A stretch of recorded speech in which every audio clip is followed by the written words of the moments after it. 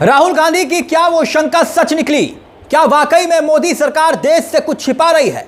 सवाल हमारे fighter jets के नुकसान का नहीं है, क्योंकि युद्ध क्षेत्र में नुकसान होना कोई बड़ी बात नहीं है, नुकसान होता है। पर यहां तो सवाल यह है कि ऑपरेशन सिंदूर का राजनीतिकरण क्या मोदी सरकार जो कर रही थी वो देश से कुछ छिपा रही है? जो बात सीडीएस कह रहे हैं, रक्षा मंत्री राजनाथ सिंह ने उन 2 सर्वदलीय बैठक में क्यों नहीं बताई जिसकी अध्यक्षता वो खुद कर रहे थे, राजनाथ सिंह, और जहां से प्रधानमंत्री खुद गायब थे। क्या ये बात देश के सदन के भीतर नहीं बतानी चाहिए कि आखिर क्या वाकई में मोदी जी कुछ छिपाने की कोशिश कर रहे हैं, जो आरोप विपक्ष लगा रहा है? दोस्तों, बात सियासत की नहीं है, बात देश के गौरव की है। जानते हैं क्यों? क्योंकि भारत पाकिस्तान के बीच सैन्य संघर्ष में विमान गिरने वाला सवाल राहुल गांधी ने पूछा था, और जब सवाल यह पूछा था और जिसका जवाब अब सामने आया है, तब उस वक्त हुआ क्या था दोस्तों? क्योंकि राहुल गांधी ने यही सवाल तो किया था। जिस सवाल से सरकार बचती हुई दिखाई दे रही थी, उस सवाल का जवाब देश के सामने कम से कम अब सीडीएस ने तो दिया। दोस्तों, भारत सरकार के मुखिया देश के अलग अलग राज्यों में घूम रहे हैं। जब सेना में शामिल लोगों के परिवार वालों से बकायदा जहां पर जो है खुद पर फूल बरसवा रहे हैं, दोस्तों, ठीक उस वक्त सीडीएस चौहान ने बहुत इंपॉर्टेंट बात बोली है। अब उनकी डिटेल्स निकलकर सामने आ रही हैं, तो राहुल गांधी के पुराने बयानों की सच्चाई की तस्वीर और तासीर भी उभर कर सामने आने लगी। क्योंकि राहुल गांधी ने वही बात कही थी जो आज बात सीडीएस कह रहे हैं, सीडीएस चौहान कह रहे हैं। सवाल जब उठाए गए थे, तब राहुल गांधी को पाकिस्तान प्रस्त कह दिया गया था। लेकिन सवाल अब देश के प्रधानमंत्री से, इस्तीफा किसका होगा और क्या नहीं होना चाहिए? पूरी खबर देखिए, पूरे सवालों को आप समझ जाएंगे। दोस्तों, ये जिक्र हम क्यों कर रहे हैं? क्योंकि यहां बात राहुल गांधी के उस बयान की थी जिसमें वो एस जयशंकर से सवाल कर रहे थे और जवाब खड़े कर रहे थे। सवाल ये थे कि आखिरकार जिससे द्वारा उनको टारगेट किया गया, राहुल गांधी को टारगेट किया गया, भाजपाई उन्होंने पाकिस्तानी प्रस्त बता दिया। वो विवाद था क्या दोस्तों? भारत पाकिस्तान संघर्ष के दौरान एस जयशंकर ने एक बात बोली थी। क्या बात बोली थी?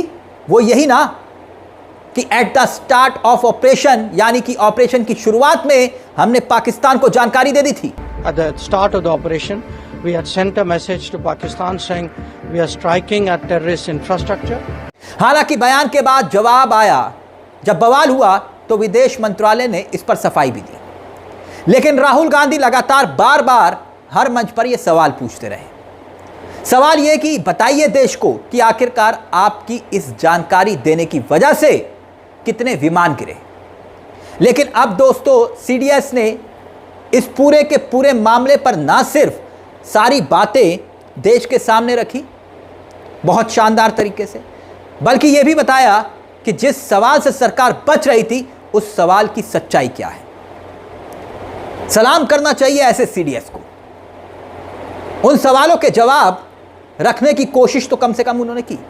ऐसे में सवाल सरकार के सामने अब मुंह बाहे खड़े हैं कि हमारी जो पॉलिटिकल लीडरशिप है उसके बयानों में और हमारे देश की जो जाबाज सेना है और सेना की जो लीडरशिप है उसके बयानों में इतना फर्क कैसे है।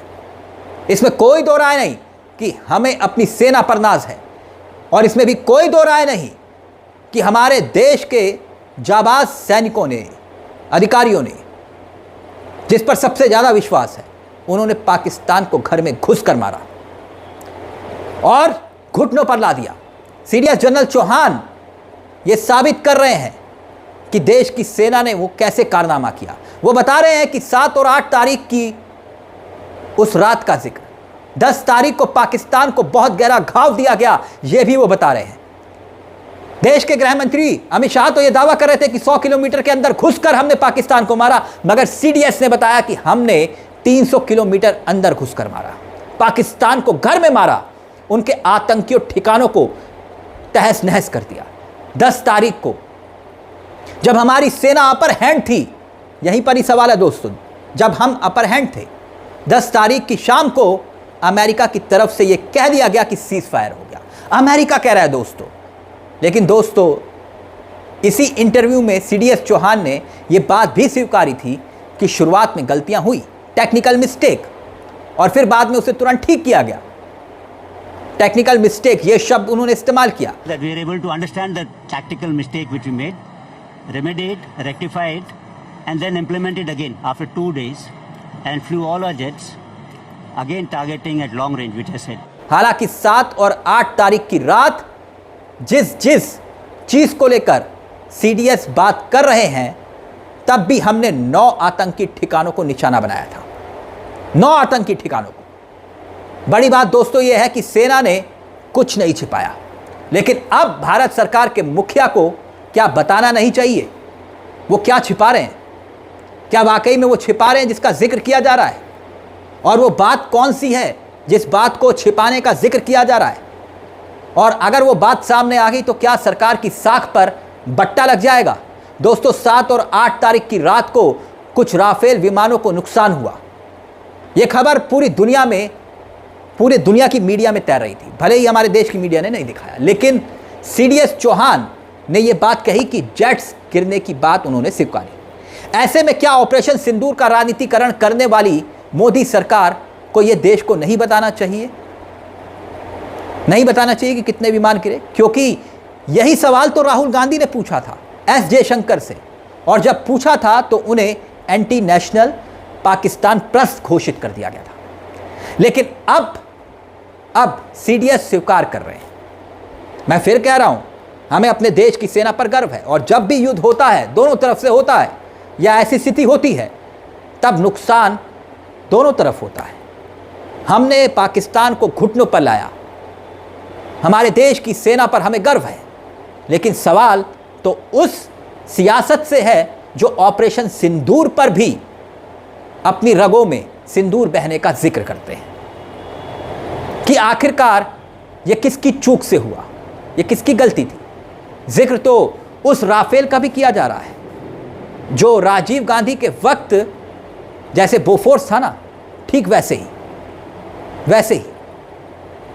तो क्या ये गलती वही टेक्निकल मिस्टेक है जिसका जिक्र सीडीएस कर रहे हैं? कुछ भी हो सकता है, कोई भी बात हो सकती है।